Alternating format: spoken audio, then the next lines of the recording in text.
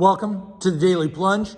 We are in the book of Exodus, chapter 39, starting at verse 32, through chapter 40, verse 17.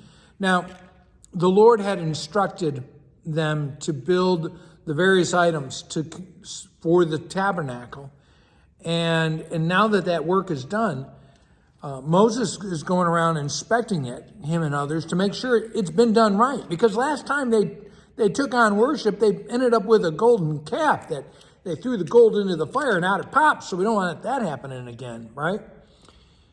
But part of this is that what we do for the Lord, we should do our absolute best. Why?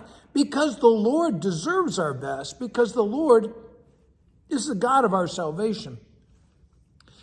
And so they go over all the different items that they had prepared. And every one of them has a purpose, and some have a divine purpose. One of the things that this is all about is that the Lord had commanded them to make these things, and now that Moses is commending the people for what they've prepared. And as they set up the tabernacle, as it says in chapter 40, verse 2, they placed the ark, the gold altar, the table, the burnt offering altar there, and each one of them has a purpose. They're to anoint all of these things because they are all dedicated to the Lord. They're all for a holy use. They're not to be used as, a common dinner table. They're not to be used as just a common wash basin. All of this is dedicated to the Lord. And there's curtains that are set up around the space to set it apart in that, and this, we still use these ideas today in our own worship, is that this is a place to be set apart to, yes, we continue to be connected to the world, but we're trying to be more focused on our relationship with God. Now, verse 12 talks about bringing Aaron and his sons so that they could be anointed, consecrated to God's service. They're not the ones who chose this. They were chosen by God for this. And they're not perfect. We know that.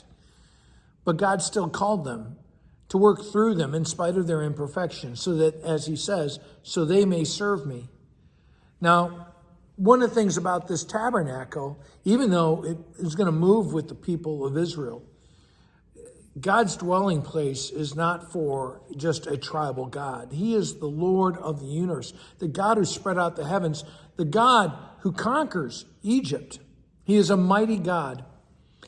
And, part of the sense of the tabernacle is that he is holy. He is shrouded in mysteries.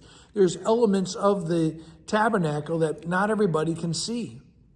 That he's a loving God who seeks to dwell with them, right? That's the whole purpose of the tabernacle, and it is that this is the Lord's dwelling place because he seeks to be in relationship with them.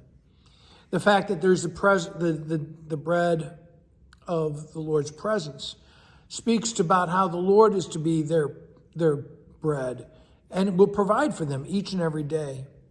In the 10 Commandments that are placed in the ark, he reveals his law that stands before all of them, whether they want it or not.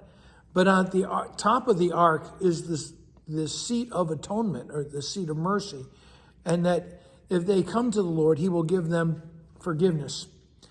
I think the overarching idea is that God has pitched a tent to be with his people. And ultimately, this is going to find fulfillment in Jesus Christ. And the Word who has become flesh. There's a sense in which the Greek literally means that God comes and pitches a tent with us. But this time, the tabernacle is not made with human hands. It is Jesus Christ himself, who is the tabernacle for our salvation, who is the tabernacle of God's immediate presence.